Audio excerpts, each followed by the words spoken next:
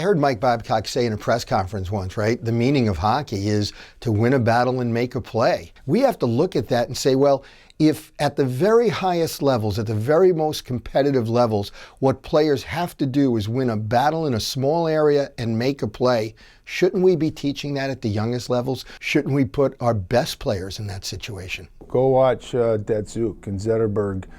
Go watch the Red Wings play. Go watch how these players have to make plays in small spaces to become world class as they are.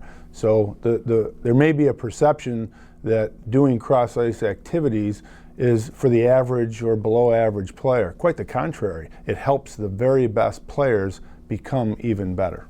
I'm such a proponent of small area games, the tight moves, the Patrick Kane toe drag moves, the tight areas, Pavel Datsuk, the things that they can do. I mean, you watch Pavel after practice, and I don't know if he does it quite as much as he used to, but putting the pucks down and just handling. They weren't practicing within 100, 200 feet. They were within about 10 feet, enhancing their skills. But hockey is a game of anticipation and improvisation.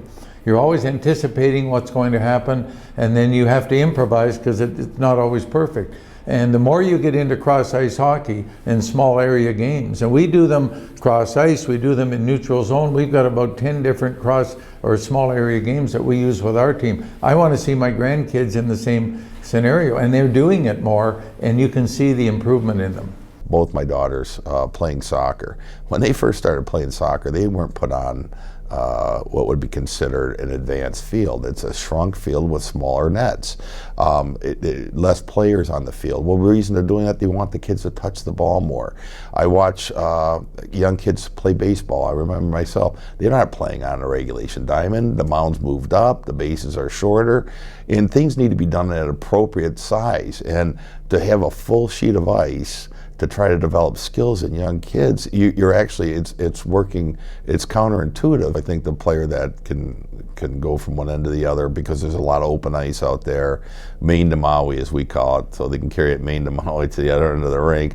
That's not going to be a skill that's transferable as you continue to move through hockey. It's just not going to be there. You watch the Red Wings, you watch any of the NHL teams, those players, they move the puck. You should have 40 players on the ice. At that level, have them in stations, have the but you need kids to touch the puck.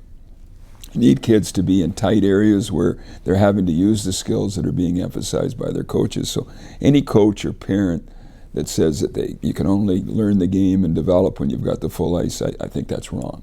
You put a 8-year-old young kid out on the ice, for 200 feet, and you want him to, work on, how to get the right attack angle, heading into a goalie. Again, how many times is that going to happen over the course of an hour? Not very often, but you can put him in an area where you can get it 10 or 20 reps and actually learn it and overlearn it. And how many touches do you get during a game?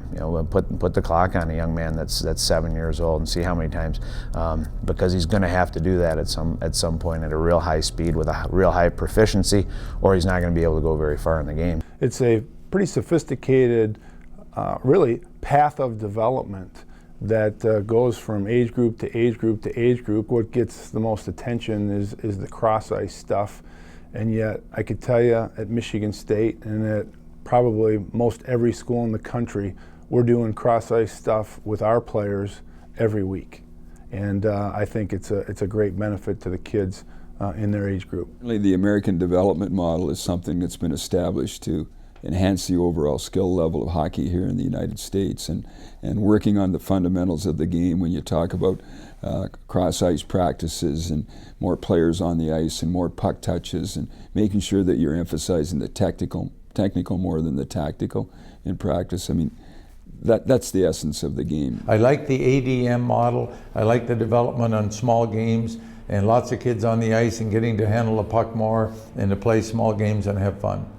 I think one of the things that we battle is when parents watch cross-ice hockey, it's not what they're used to seeing. At times it's difficult to watch cross-ice hockey because it's hard to compare that to what they're used to seeing in an NHL game.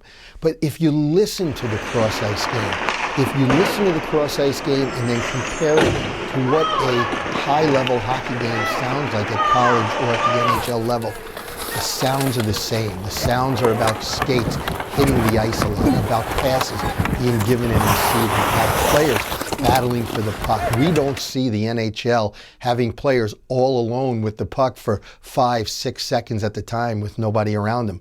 You see that in full ice Mike games.